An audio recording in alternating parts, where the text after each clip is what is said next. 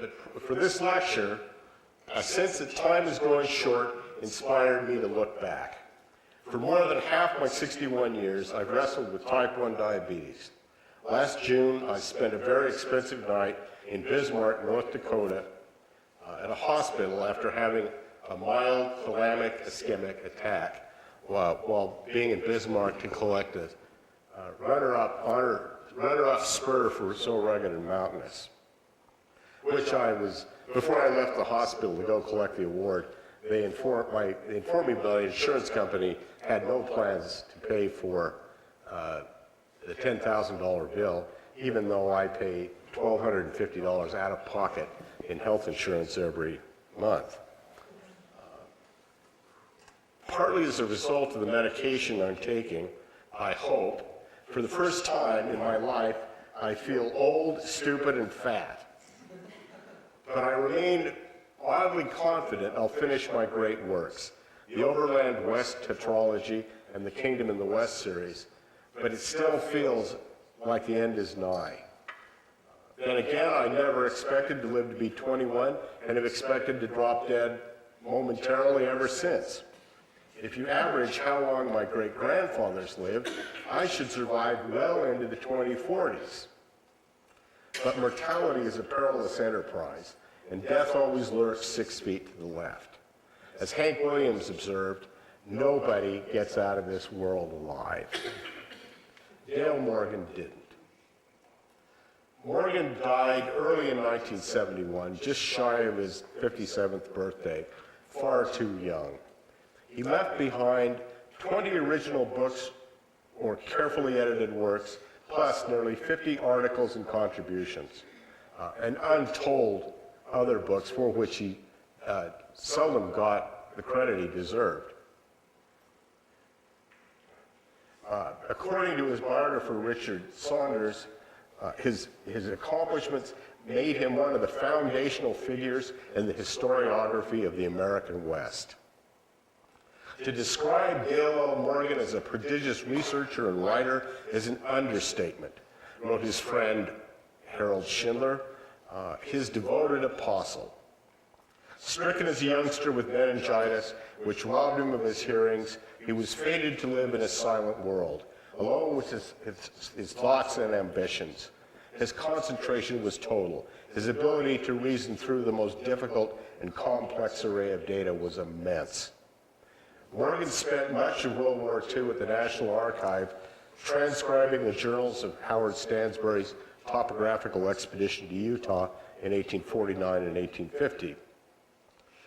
Furthermore, as a measure of Morgan's astonishing work ethic, Schindler pointed to the thousands of pages of typescripts from every article about Utah, the Mormons, and the West in the Library of Congress's huge newspaper file, which permitted him to write on virtually every aspect of Western history with an authority far above and beyond that of any other scholar. Now, not everyone would agree with my friend Hal's exalted tribute, but Morgan's contribution to Western history can be measured by his appearance in the acknowledgments of dozens, more likely hundreds, of the most important histories of his time. Morgan, quote, put every researcher and writer on both the Mormons and the West, the far West, since him in his debt because of his far-ranging industry and his fabled generosity, his friend William Mulder wrote.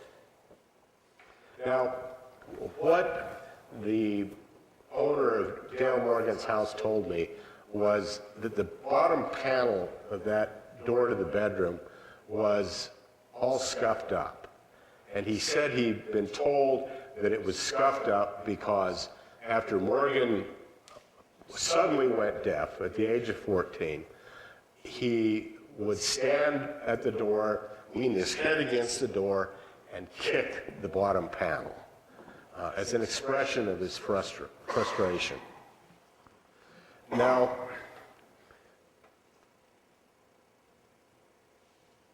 the accomplishments of Morgan's life and the, in many ways, tragic circumstances of his life and death are part of what has made him a legend to those of us who practice the craft of Western history. And I've noted that when I began working in history about 25 years ago,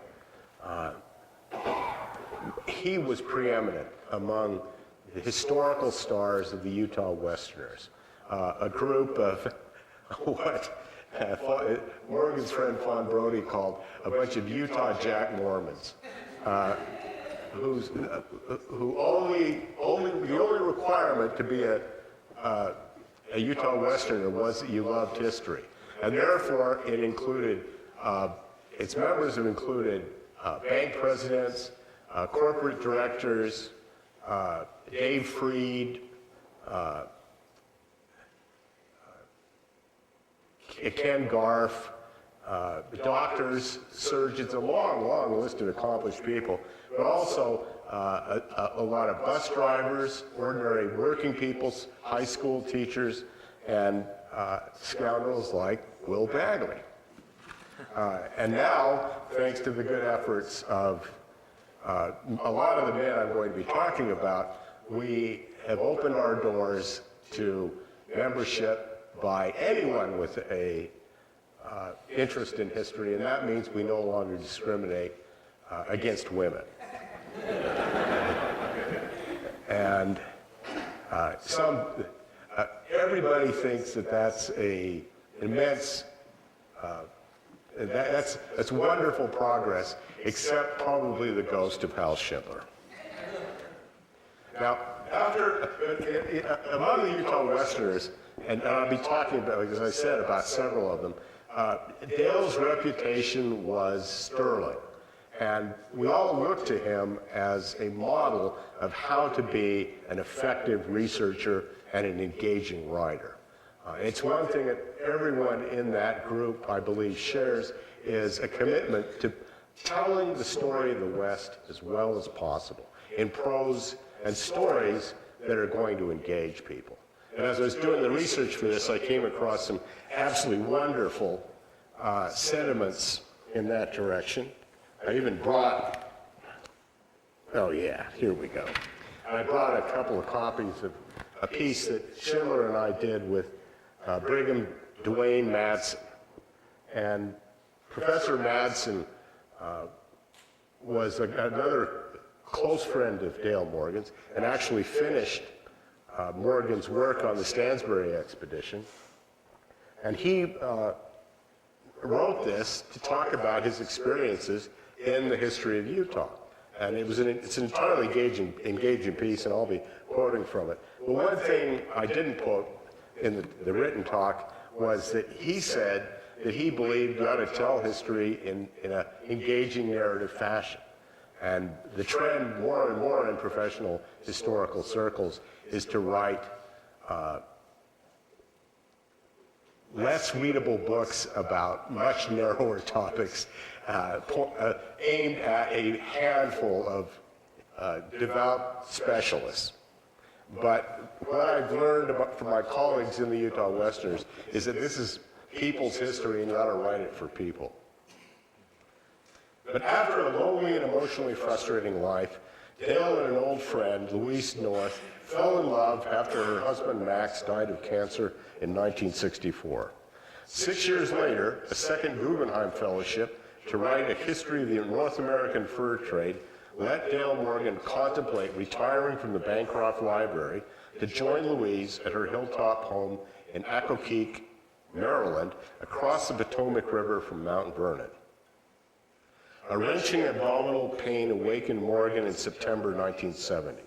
He finally went to see a doctor in November who diagnosed advanced metastatized colon cancer.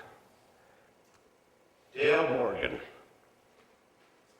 the handicapped son of a poor widow, had always managed to, quote, land on his feet, and he felt that nothing, even cancer, could stop him, his friend Lois Stone wrote. Morgan moved to Maryland to be with Louise, hoping to recover and go to London to research his fur trade book by summer. But his last weeks became a downward spiral of cancer-induced weakness and lethargy. He died on March 30th, 1971. Dale Morgan was cremated, and his ashes now lie beneath a large tulip poplar overlooking the Potomac.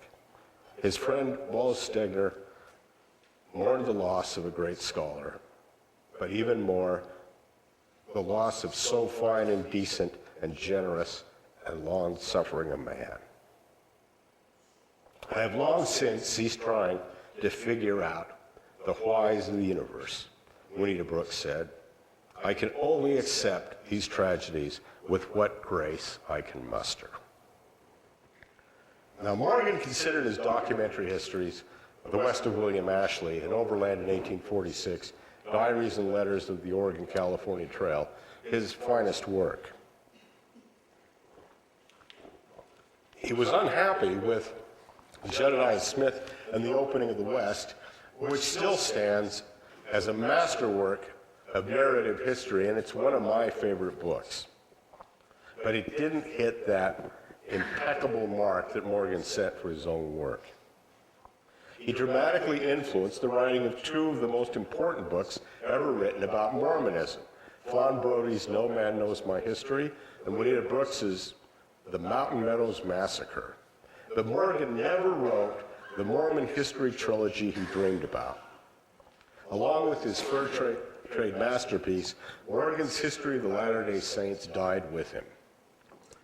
On that note, I will use this occasion to announce not one, but two new Dale Morgan books.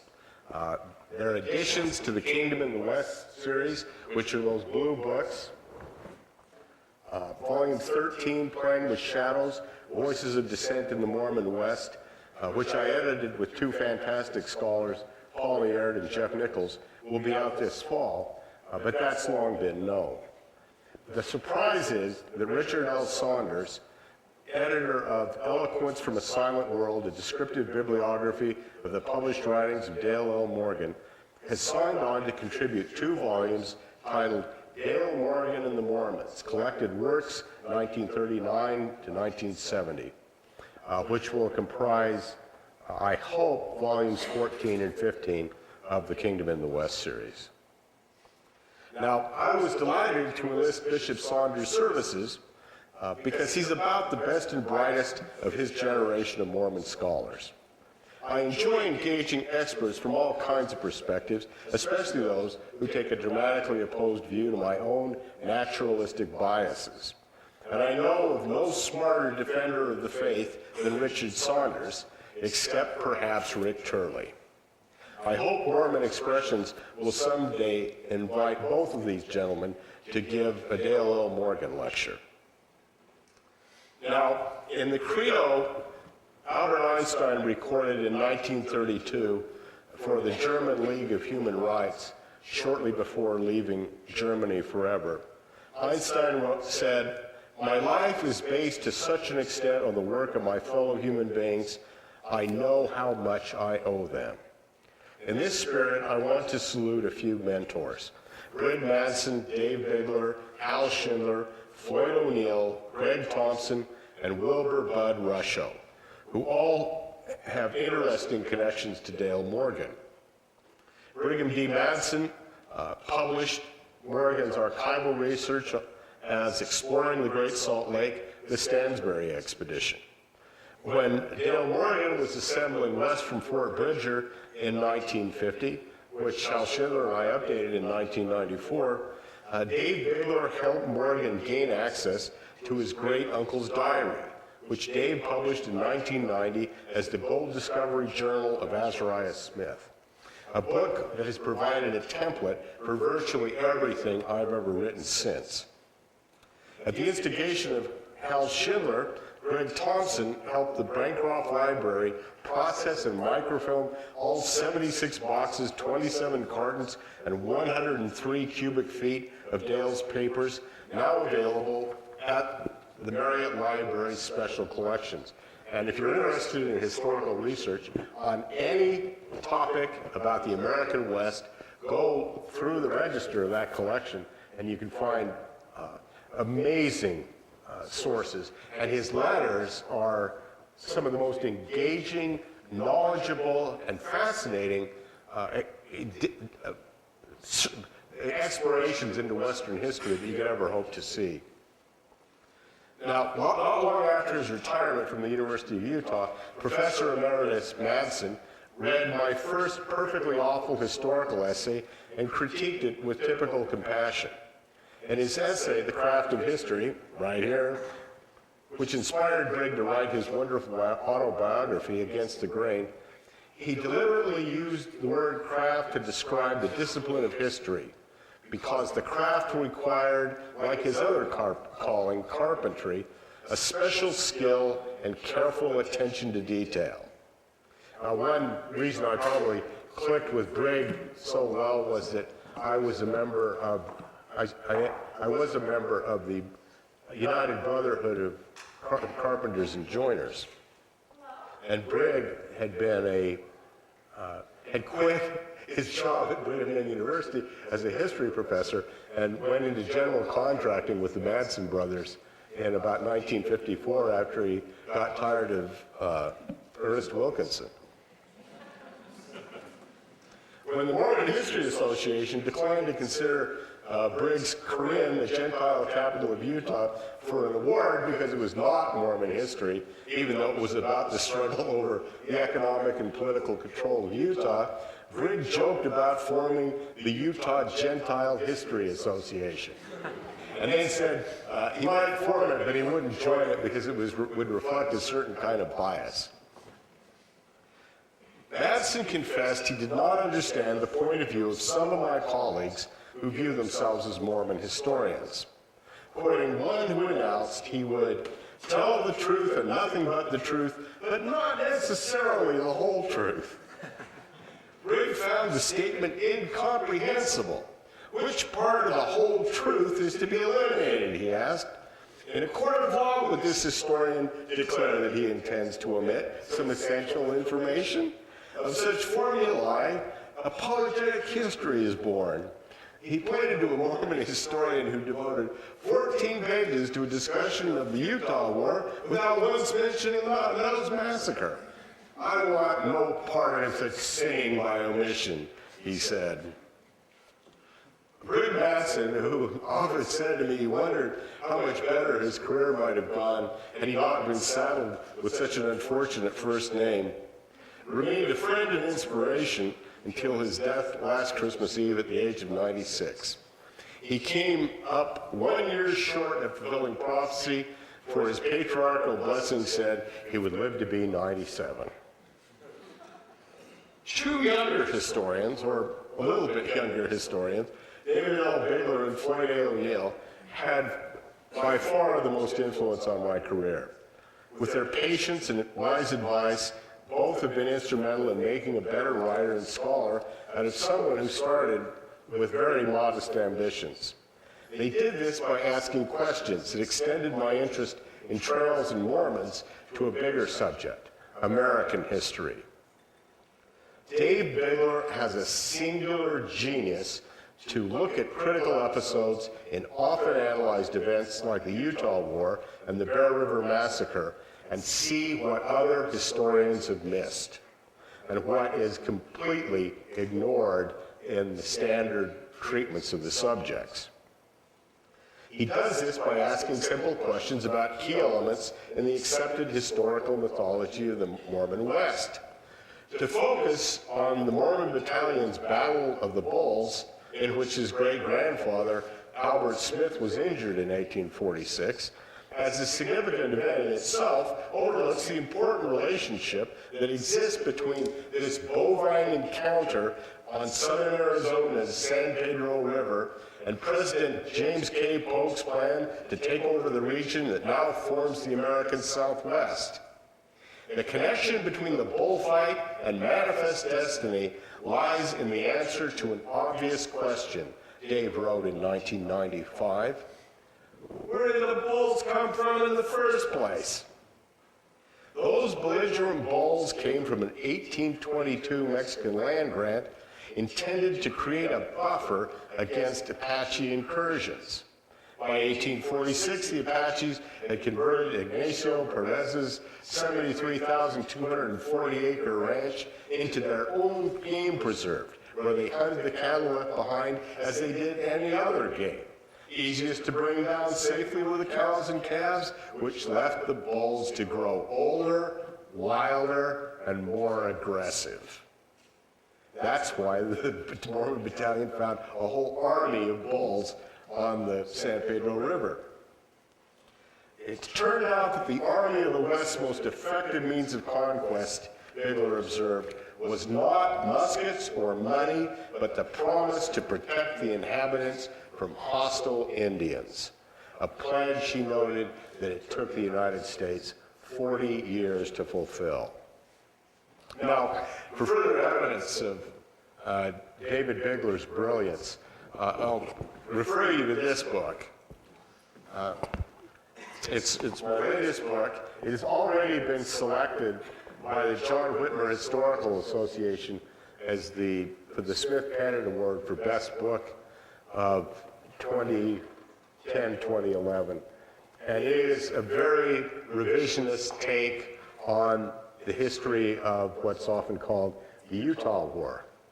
I like to say it's the history of America's first armed Tea Party rebellion, but David, who is one of the only authentic Christians I've ever met, is also a devout right-winger, and I am not.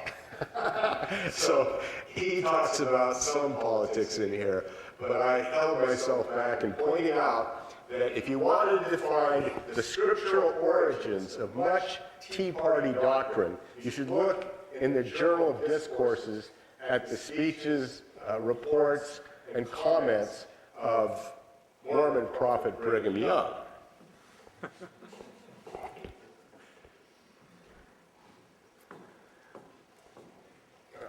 But in that book, Bigler looked at an odd incident. It's completely ignored in the standard histories, which was an attack by Bannock Shoshone Indians on the most northern Mormon outpost at Fort Limhi, which is named after a Book of Mormon king whose name is now misspelled in the name of the Limhi Indians and Limhi Pass and a whole range of other names.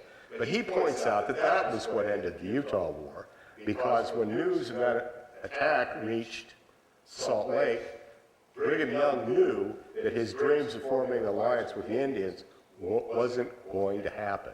And at that moment, he completely reversed course overnight and canceled a message, or the news he'd given to Thomas Paine that he wasn't going to give the army anything, and immediately offered them 500 cows and a couple of tons of flour. Now, nobody had ever looked at the facts as presented in the executive documents of the United States and seen how dramatic a turnaround that was. But that is the reason the Mormon War ended peacefully, and not because of the great ministrations of a bunch of conniving politicians. Anyway, writers' lives are all anxiety and ambition, Martin Amos observed. No one begrudges them the anxiety, but the ambition is something they're supposed to shut up about. I started my career as what Floyd O'Neill calls a pothole historian with modest ambitions, hoping to dig a narrow and deep post hole in some obscure corner of Western history. I had adopted much of the mindset of my other mentor and collaborator, Hal Schindler. Like Dale Morgan, our hero, we were more interested in practical questions, straightening out the enormous distortions of the record, than in creating theoretical interpretations of what Hal often called big head history. Old Grizz, as his friends called Hal after his star turn in Rick Burns' film The Donner Party, suffered a fatal heart attack while preparing for another day's research at the Utah State Historical Society in 1998. He was still writing history in the hope that when people read his work, they would say, as they said of Dale Morgan, "So that's the truth of the matter." Floyd O'Neill inspired me to do better by telling an infinite number of stories, some for moral instruction, some of bravery, some illustrative of the foolish acts of men, while others were of lyrical beauty describing nature, as Floyd wrote in his section of the Peoples of Utah. Among the youths, each storyteller and singer of songs had his own style and variation of which he was proud, and Floyd O'Neill definitely has his own style. A descendant of Irish rebels, French fur trappers, and Mormon farmers, Floyd had the fire in his blood that makes Utah history so interesting. While still in college, Dr. O'Neill's dissertation revolutionized the interpretation of the Great Basin's native history, an act of honesty, courage, and justice that got little respect from the state's historical establishment, but won Floyd legions of friends in the Uinta Basin, where he grew up, and at Ibapaw, Kaibab, Kusharam, and Indian Peaks. A senior member of his department once said that Floyd would have done a lot better at the University of Utah if he hadn't been such a troublemaker, an indisputable fact. Nobody likes a smartass, Floyd often warned me, advice I ignored at least as often as he did. I never appreciated how important a figure Floyd O'Neill had become as the director of the University of Utah's American West Center until I went to a Western History Association conference at Denver and watched the luminaries of Western history, old and new, line up to talk to him. Floyd once, as an aside,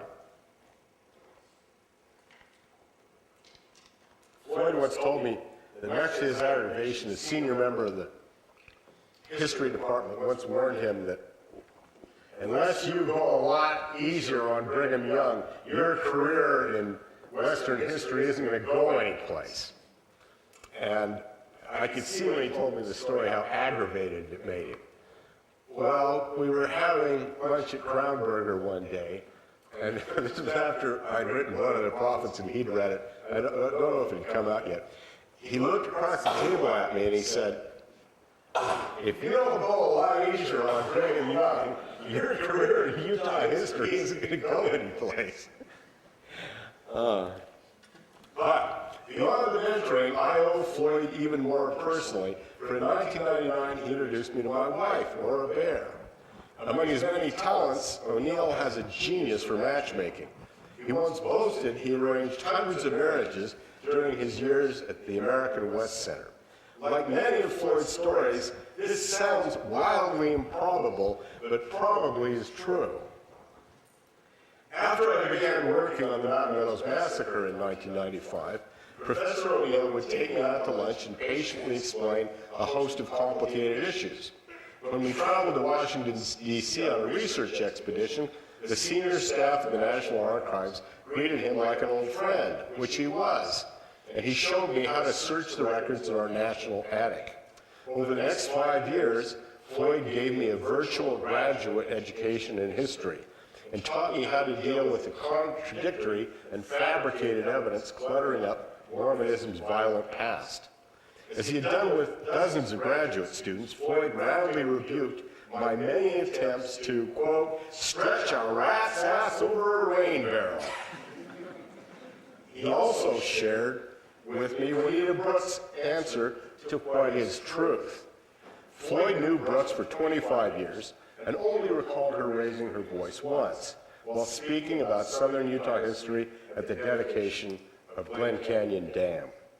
When she asked for questions, a young man said, "Mrs. Brooks, you say you are a Mormon, but how could a good Latter-day Saint write a book like your Mountain Meadows Massacre?" "Young man," she said, "I am a Mormon. Mormonism is about truth and the whole truth. If you don't believe that, you're not a Latter-day Saint." Now, the new Western historians, Richard White, Elliott West, Patty Limerick, William Cronin, Clyde Milner, and Charles E. Rankin, have created a wider vision of the American past, one that has forged a more encompassing, engaging, colorful, inclusive, accurate, and honest history of the frontier borderlands than the old triumphal mythology of how Anglo-Protestant civilization conquered savagery and tamed a wild land. I am proud to be a revisionist historian. After all, if a historian is not expanding and reconsidering our understanding of the past, what's the point? Early in my career, I realized how much borderland history lay untouched in the vast records of the LDS Church, and how much these letters, journals, military reports, ecclesiastical records, and personal histories had to say about the entire West and the peoples of the borderlands, the French Indians and the Mexicans and mountaineers who ran the Rocky Mountain fur trade and the overland trading posts, Polynesians, overland sojourners and gold seekers, and especially Indians, Shoshones, Utes, Paiutes, Pavans, Bannocks, Goshutes, Navajos, and Hopis. My life works became sharing those historical treasures with everyone who loves the past. Richard Saunders takes a less worshipful and more complex view of Dale Morgan than Hal Schindler, while noting how much his work brought about a reformation in Western history. Interpreting the sweep of large cultural ideas or movements in comparative interpretation was foreign to Morgan, Saunders notes. Another shortcoming as a student of religious faith is that he had none. Because he could not accept faith, he could not account for it in others. Saunders identified Morgan's approach to history as philosophically positivistic and empirical, the perfect expression for a personal belief structure that was entirely naturalistic. This approach to history, a quest for what can be measured, plotted, and proven, proved to be Morgan's specialty.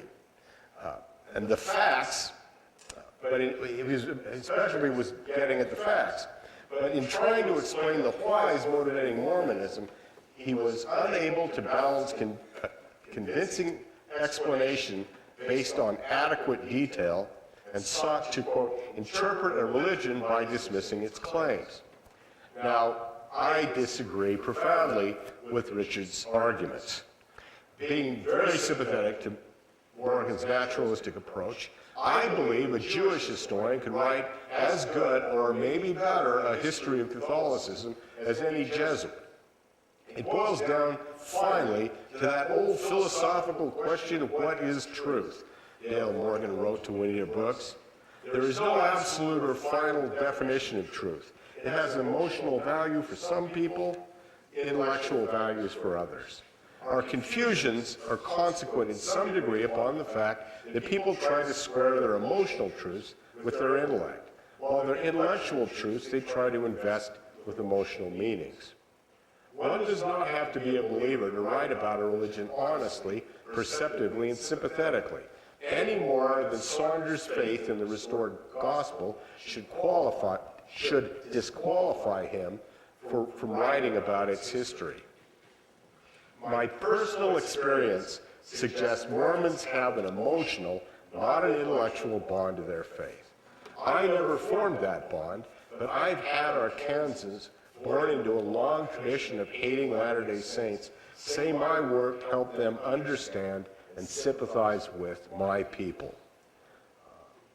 Even though I'm not a believer, I believe that being raised in Mormon culture, you acquire a distinct identity and attitude. And I often like to joke that being Mormon is worse than being Jewish. But even though I reject the religion, I very much accept and take pride in the culture and its traditions and appreciate what it has given me. We are all captives of our own experiences, beliefs, and yes, prejudices, which makes an objective approach to history very difficult, but also very necessary, Brig Madsen wrote.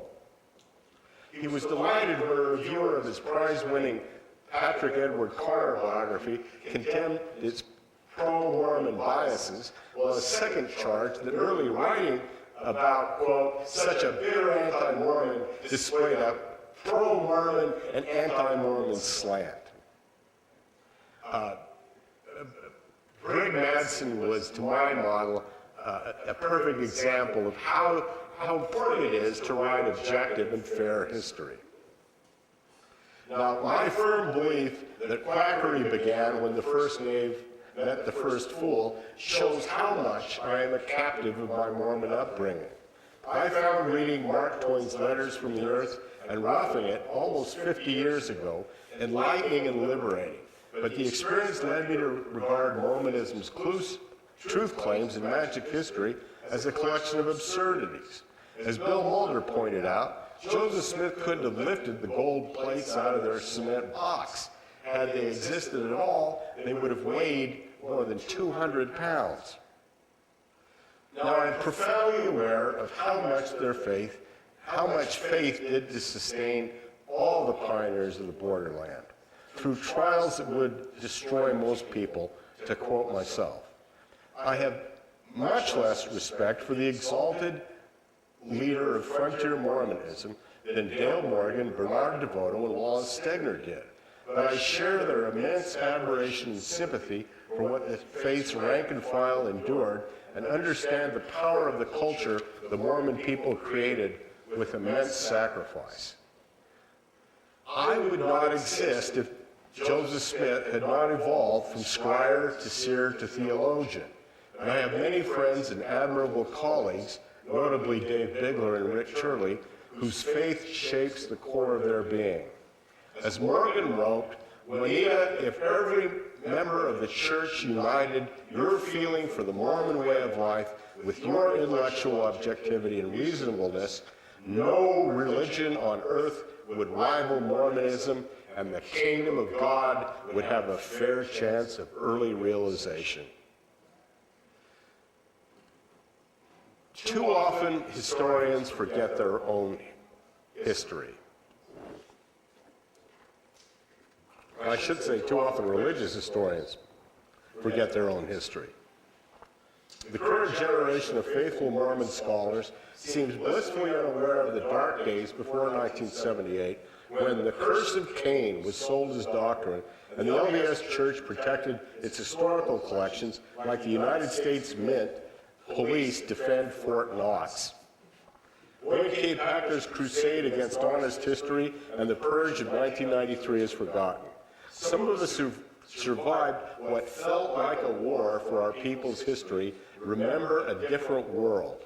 Baylor, O'Neill, and Madsen shared entertaining stories about the old days when Will Lund stood guard over the sacred records in the old church office building and required researchers to show him their notes. Now, we don't need that, do we, Brother Madsen? Lund would say before tossing an offending note card into his circular file. Brigg didn't mind because he always made 2 sets of cards. Others would sequester entire documents, take them to their offices, make typescripts, and return the secret sources to the holy precincts. Leonard Arrington began his autobiography describing his visit to the church historian's office in 1946, recalling how Will Lund cracked Sandpete squarehead jokes and tried to gently persuade people to content themselves with examining materials that had already been published. The historian's office still try to hold out things on me, but I've nailed them on so many things that I'm not afraid of them anymore. Juanita Brooks told a colleague at the Huntington Library in 1954, she did not quarrel with them. I do not fight them. I don't criticize them. I can just laugh at them for the many silly things they do. When he showed me the 212 Indian letters Artist Parshall had transcribed for the Kingdom in the West series from the Brigham Young Indian collection, or Brigham Young collection, Floyd O'Neill said, I wonder where this stuff was when I was doing my PhD. While working on Blood of the Prophets in 1996, I was barred access to those very letter books. I later, of course, found back doors into the collection, but the censorship was immensely frustrating. Now, the age of silly little things in Mormon history is now over. When I began working at the church history library a quarter century ago, I became aware of how frustrated many of its excellent professional staff were with the policies limiting access to its collections, which are essential to telling the story of the Mormon people with honesty and understanding. We are at the dawn of a new age for Mormon history. For those of us who practice the craft of history, the internet and its dynamic search engines have streamlined, energized, and transformed the entire scope of the work we do.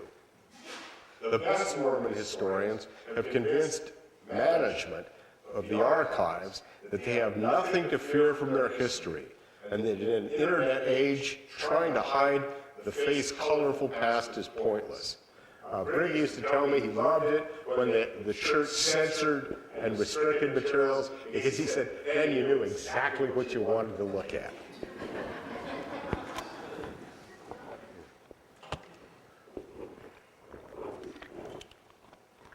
This summer, the LDS Church Historical Department put the Brigham Young letterpress copybooks, 1844 and 1879, online, including every one of the letters the archives refused to show me in 1996.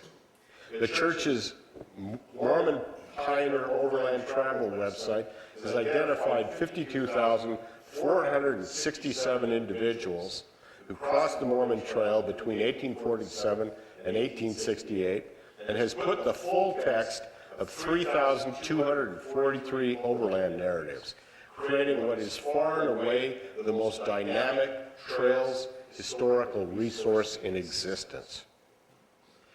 Scholars occasionally deprecate documentary editing as a lesser and somehow inferior work, Brig Madsen wrote, but I have found the research and writing involved to be just as demanding and as conceiving and writing an original product. Amen to that. Sometimes it seems that no one ever learns anything from history. See the constant bitter and bloody tribal revolts Afghan tribesmen staged in Arcosia between 522 to 486 before Common Era to plague the Persian Empire. The vast amount of work that has gone into compiling the more than 6,000 pages of the Kingdom in the West series, which is a collection of the best of Brigham Young in many ways, often feels like a distraction to my career, not to mention an enormous waste of time and money. But maybe, just maybe, those 12 volumes helped inspire the LDS Church to liberate Brigham Young's letters and put them online. This Sunday, on the 10th anniversary of the national tragedy that has darkened all our lives, and on the 154th anniversary of another inhuman massacre, the National Register will take another step to recognize the historical significance of Utah's darkest day by declaring Mountain Meadows a national landmark. In the last decade, the LDS Church's handling of the massacre has changed dramatically. My books about the atrocity helped bring about this change, and I'm glad the Mormons now have their own story, since everybody has the right to tell their own history, however likely that history may appear to outsiders. Besides, as Richard White told me, when he heard how much money the corporation of the president was spending to refute blood of the prophets, he thought, what greater validation of his work could any historian ever hope for? Jared Farmer, whose Utah Valley book on Zion's Mount, Mormons, Indians, and the American Landscape, won the Parkman Prize a couple of years ago, called the church's book a consummate insider's history, and said mine was a victim's book, perhaps too much so. I was proud to tell the story of the men, women, and children brutally slaughtered at that remote oasis on the California Trail. And if Jared knew how pernicious and persistent the lies told about them still are, he'd understand why telling their side of the story was so important. History is not revealed truth. It's a process. my own understanding of Mountain Meadows has evolved dramatically over the last decade. The objections a member of the Advisory Council on Historic Preservation made to the site's traditional Utah-centric nomination to the National Register cast a new light on the atrocity. He found the notion that this mass murder needed to be seen in the context of victimization of the LDS members weak and occasionally repugnant. Quote, innocent people were the victims of cold-blooded mass murder, and it is inappropriate to repeat an assertion that it is understandable or somehow justified. We don't interpret Wounded Knee by discussing how Euro-Americans had suffered at the hands of Native Americans during centuries of warfare. When at the site of a mass murder, the point of view of the murderers is made invalid by the cold-blooded nature of the crime. The perpetrators of such a heinous act forever abdicate their right to be understood when interpreting the historic site. Germans suffered terribly under the onerous terms of the Versailles Treaty, but we never bring that up at Auschwitz. That would be a tasteless affront to the victims of mass murder. Now, I had planned to wrap this up by bragging about my status as the world's luckiest historian, or questioning why Mormons go so far out of the way to justify the reprehensible actions of their prophets. Joseph Smith's opportunistic exploitation of teenage girls strikes me as no more defensible than Warren Jeffs does, and Brigham Young's diversion of men and teams from the handcart rescue to haul his 13,000-pound steam engine and 6 tons of booze from Fort Bridger to Salt Lake in October 1856 makes the worst Provo Ponzi scheme look downright benevolent. But I want to end on a higher note and bear my testimony of humanity and hope.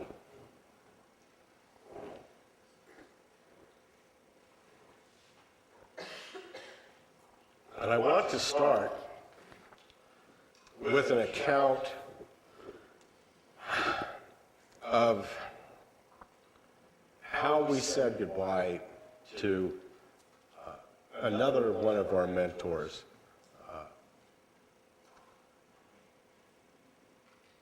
And I hope I can, when it comes my own time, I can say goodbye with as much grace and courage as another beloved mentor, Wilbur L. Rusho, did last winter. The last time Laura and I saw these great historians, a few days before Bud's death, an endless stream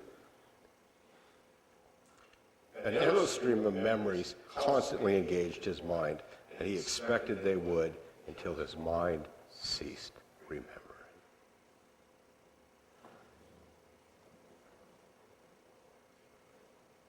Bud Rusho's bravery confirmed my belief that life is a gift, and like Brig Madsen, I look forward to another opportunity.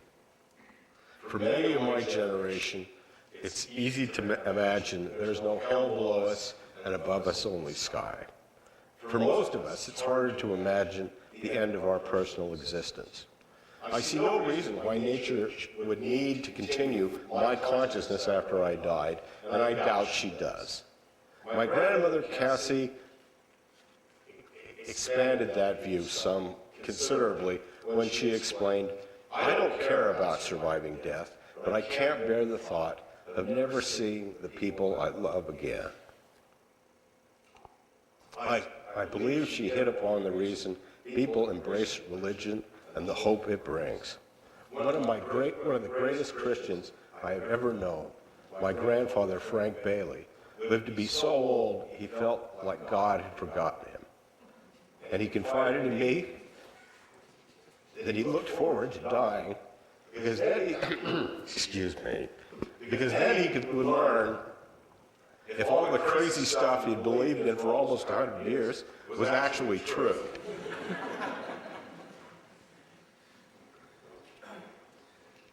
I believe in science and humanism as deeply as he believed in Mormonism. The purpose of life is obviously to make more life, which goes a long way to explaining why I spent half my life thinking about sex.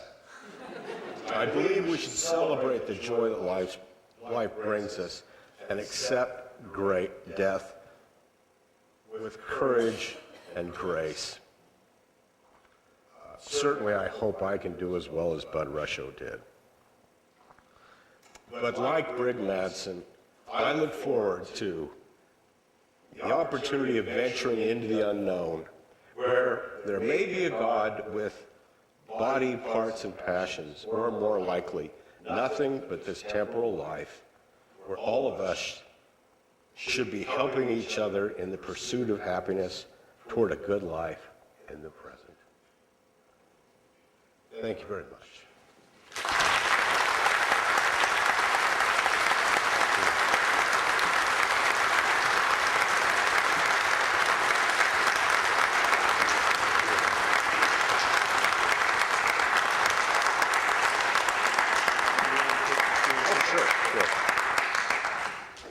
We got a few more minutes where we can take, Will's agreed to take some questions from the audience. I guess I'll move this mic down to the bottom stairs. John and Zilpa's agreed to take some mics to people if they want to ask some questions as well. So we'll go with that. I blubber awfully. I apologize.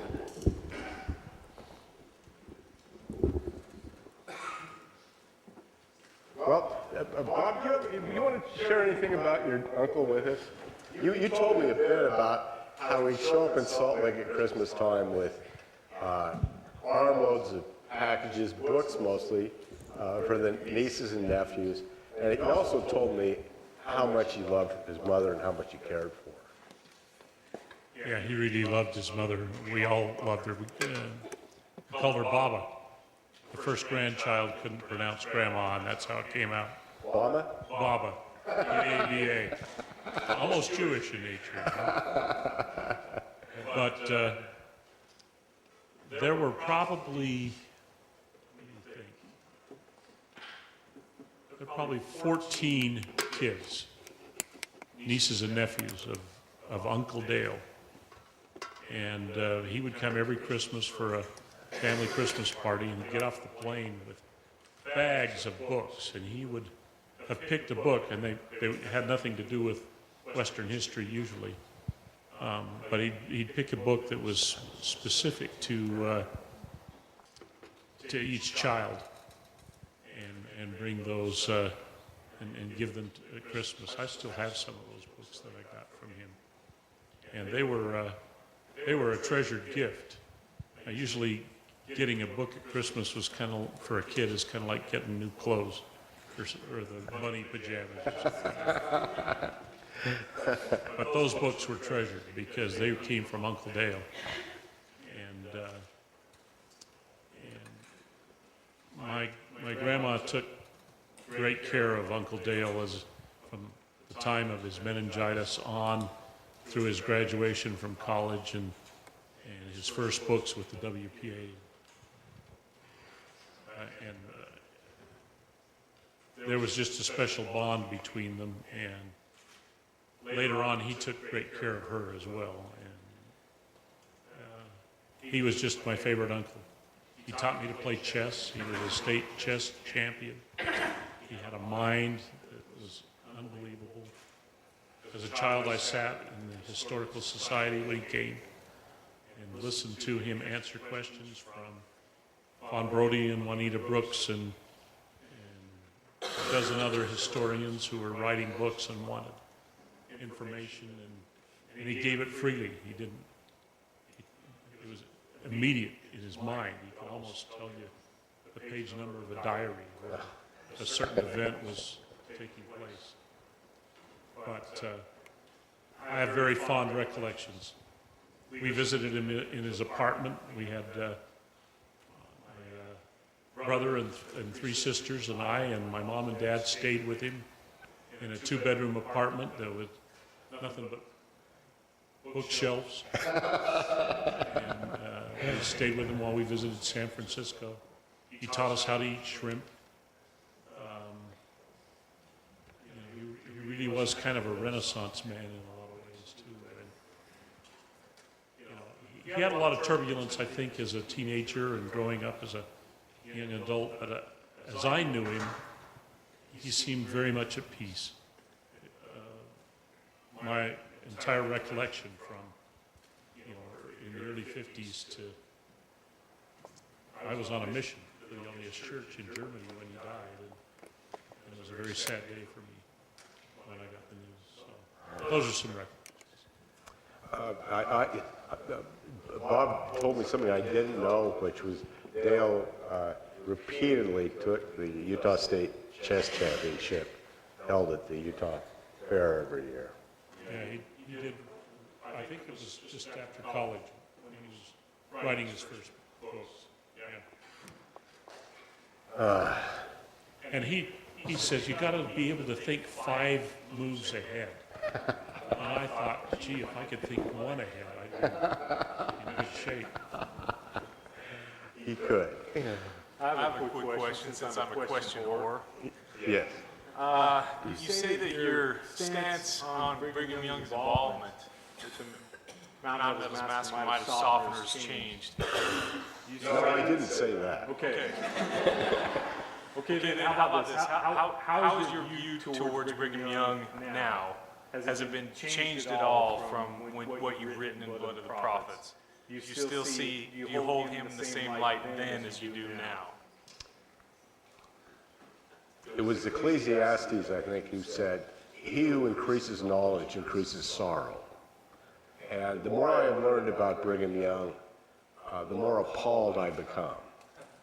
I did an article on handcart immigration in which I found out that he had diverted critical resources from the rescue of the Willie and Martin companies to help haul in a freight train that was at Fort Bridger, right between both of the parties. Yeah, it was just a big steam engine. Well, no, it was a steam engine, glass, and groceries. And it was when I found out that I often wondered, I said, well, no, wait a minute. Yeah, the Mormons had hauled a sugar-making factory across the plains in 1853, and Brigham Young was really mad at John Taylor because they only got it to Echo Canyon, or to where Echo is today, and had to camp it, leave it up there all winter. But they didn't know how to put it together when they got it to Salt Lake. And I thought, well, what's the harm in leaving a steam engine at Fort Bridger? Well, it wasn't the steam engine that Brigham Young was worried about. It was the 6 tons of liquor that was in the groceries. And that's why he sent orders, and poor Frank Woolley, who wrote about it, and in a memoir that I think was written explicitly to leave a record of these orders, and had them go over and take oxen from the Woolley Company and Teamsters and haul it into Salt Lake. Now, in terms of Mountain Meadows, one of the things I found, it didn't make it into Innocent Blood, which is a documentary history of the Mountain Meadows Massacre,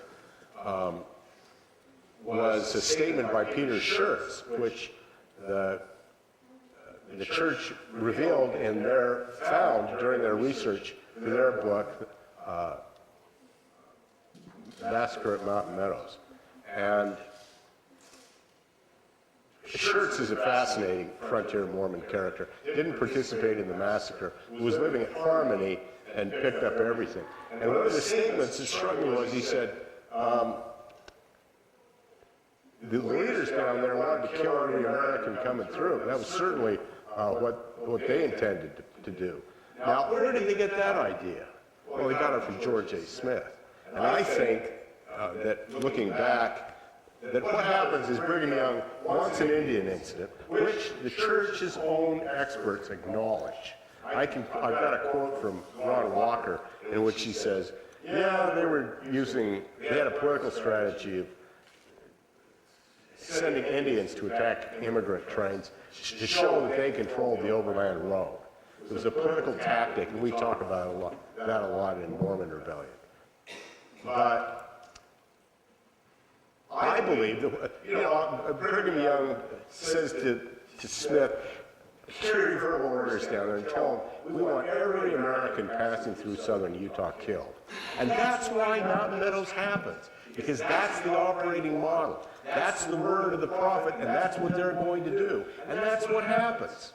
And you've got all this folderol about how it's a bunch of real bad local guys doing this real bad thing. Well, any one of them who would have stood up and said, no, we can't murder these women and children. There are 80 women and children out there, and we're not going to kill them. One man standing up and saying that might have stopped the event, but they had their orders, and they'd been thumped in, obey, obey, obey, and they carried them out. And I believe that if they hadn't gotten the letter that Brigham Young wrote on September 10th, which lets him know that bad things are happening down there, they would have kept on and killed the party right behind the Fancher party, and word would probably have reached California much later, and it would have been easier to cover up because there wouldn't have been so many pesky peripheral eyewitnesses. But that's just me.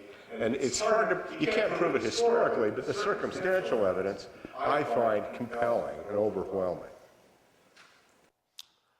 Judge Drummond, I'm in the middle of your book there, Will, and Hal Schindler on the Vordoya program really vilified Judge Drummond. He did come here as one of the federal officers, and with a woman that wasn't his wife, and he's the prototypical scapegoat, if you will. Oh yeah. And Schindler supported that. Your book takes a different view. Can you elaborate on that one for a bit for us? Well, according to the old line Mormon history, the whole Utah War was caused by Judge Drummond and a couple of other unsavory characters. And Drummond was an unsavory character, and there were any number of them.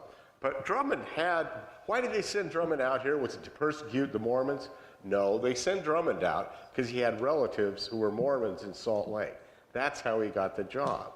And he is quite the piece of work, but the government itself explains in an executive document published early in 1858 with hundreds of examples of why Mormons are in virtual rebellion against the United States. They're encouraging Indian tribes to be loyal to Brigham Young, not to the federal government. Young is Indian agent at the time.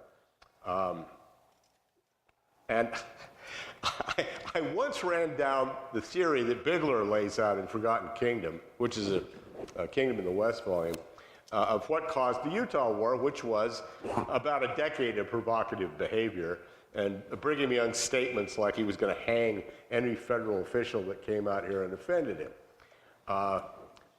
And I ran that down for Hal Schindler, and I said, Hal, isn't that pretty much how the Utah War started? And he looked up and goes, no. And I said, well, Hal, how did the Utah War start? And Hal said, you can read it in my book. And I said, well, let me read your book. Give me what you've written on this. He looked at me and said, I haven't written it.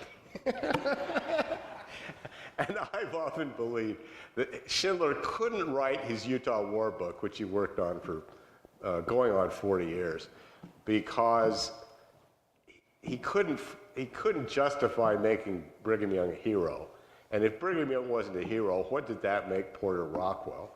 And Hal loved Porter Rockwell. So he never did. He had a couple of draft chapters on his computer when he died, but that was all he'd done on his Utah War history. And he never would explain to me if he really did still think that Judge Drummond was the cause of all the problems. Any other questions? Will, so where should the next generation of historians be looking?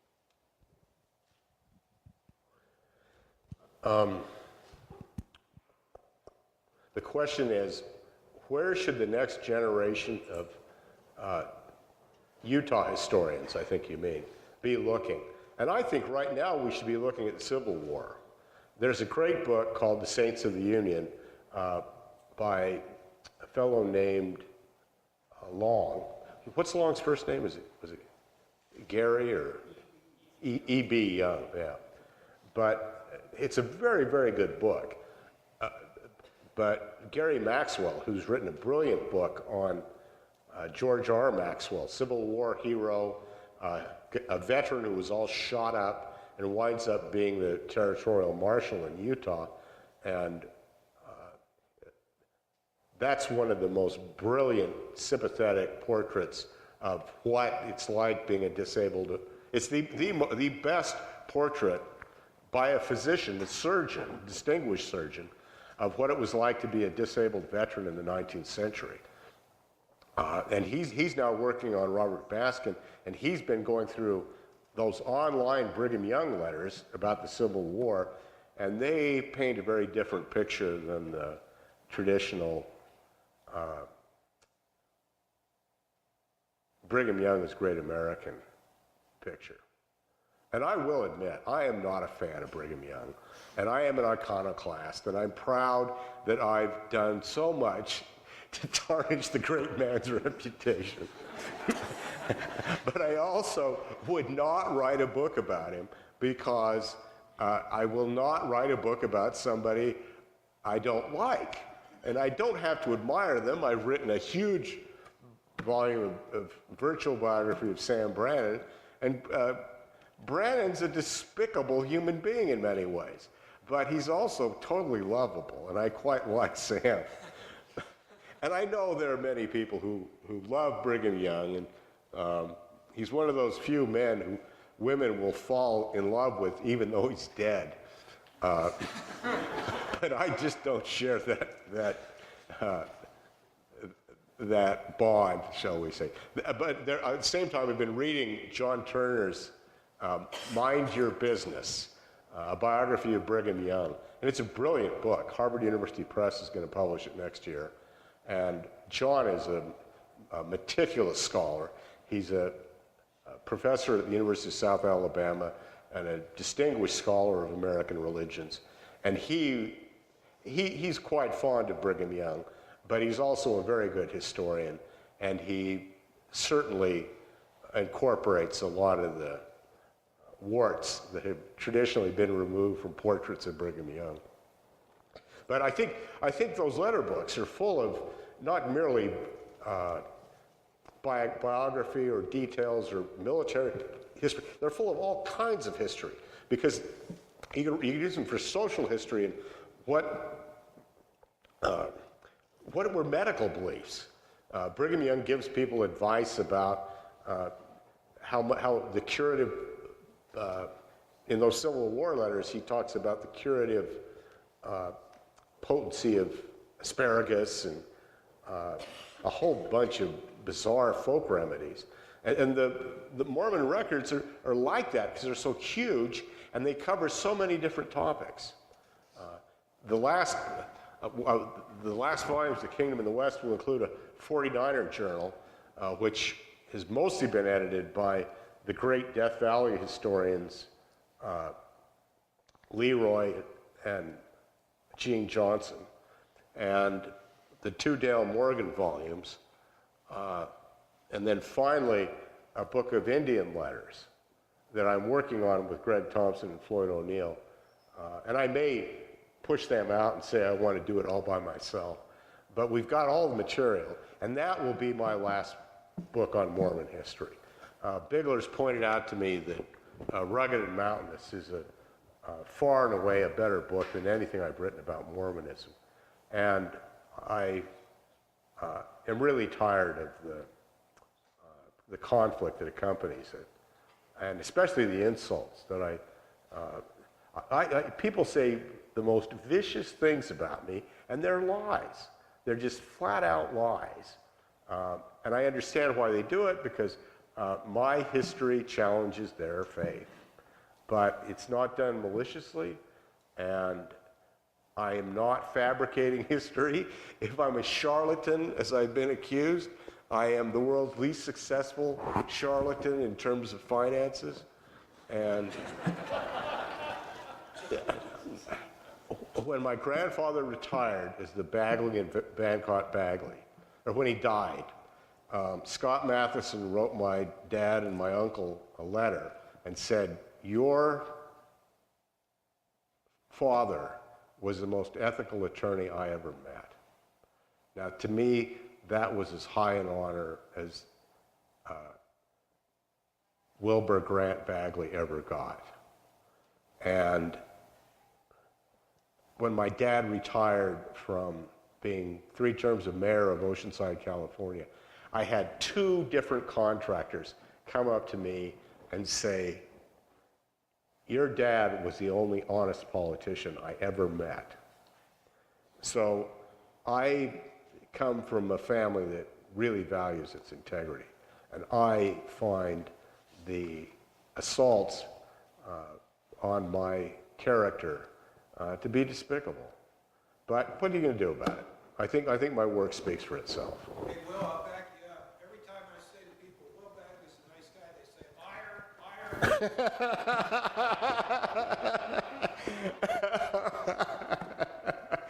fire. I'm sure they believe it. Yes, Roger. I defend you all the time. You talked a little bit about the letter books being put up online by the church and about the archives being open now and the impact of the internet. But the question is, do you think they could close again? Or do you think, for example, if Packer inherits the throne? Well, Heber J. Grant once said that Rutger Clausen would never become prophet. He was the president of the Quorum of the Throne, because Rutger was such a complete jerk that God would never make him prophet. But we don't know about how the Lord feels about Boyd Packer. And you know, the oldest guy wins strategy is not a model for dynamic leadership, but it probably has served the LDS Church right, because real eccentrics, shall we say, like Joseph Fielding Smith and absolute wackos like Ezra Taft Benson are too old and debilitated by the time they get to be prophet to really do the harm they could do if, say, they were dynamic 40-year-olds with high senses of themselves. So we don't. There is a saying, though, up in the church offices that things change when you get a new pharaoh, and a new pharaoh could absolutely reverse current policies on access to Mormon archives.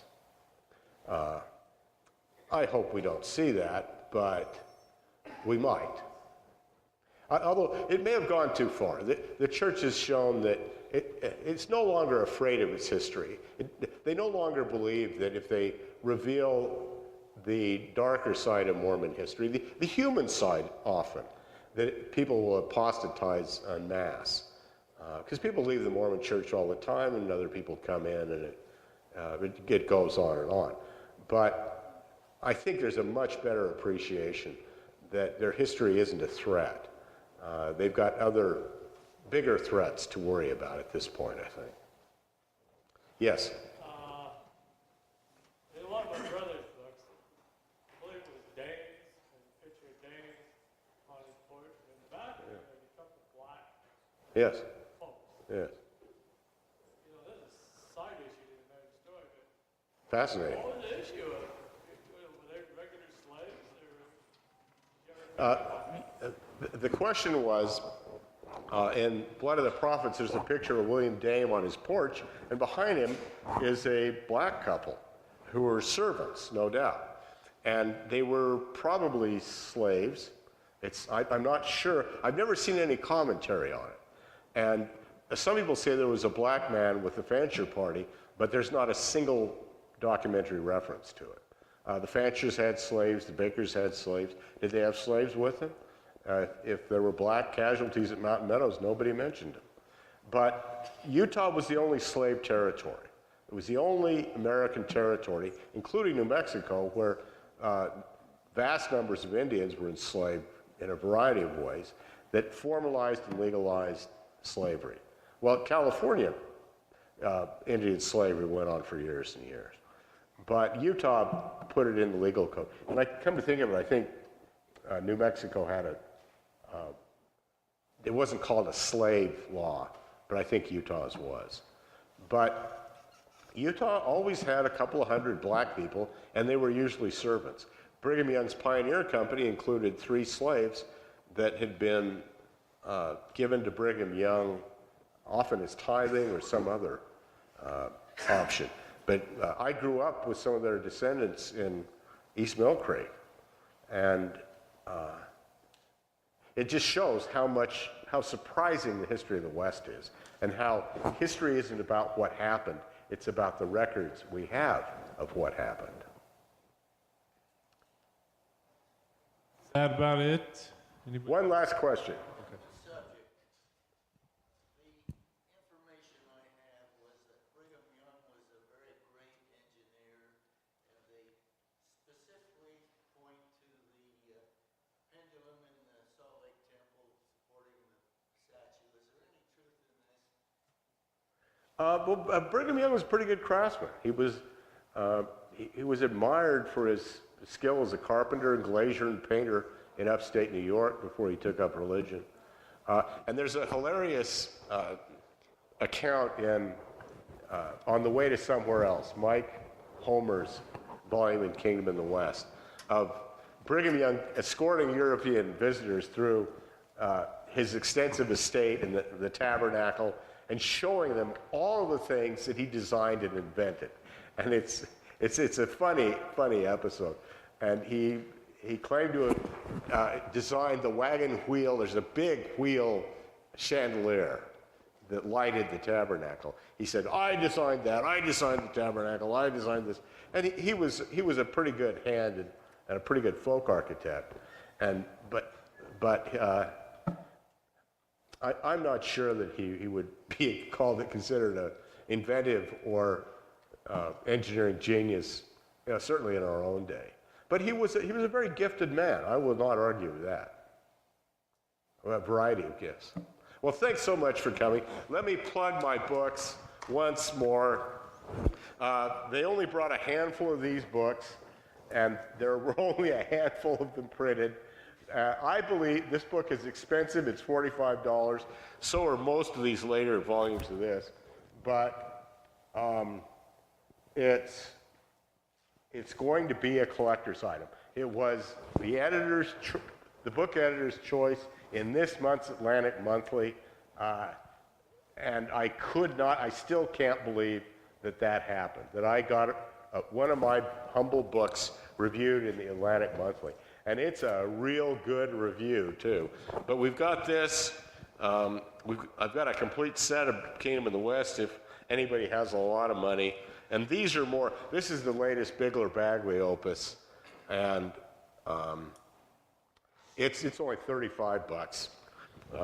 And the autographs are free. And next Friday, you can come up to Eve Dickinson's territory at Fort Douglas and see this book get the Best Book Award from the Mormon Histories.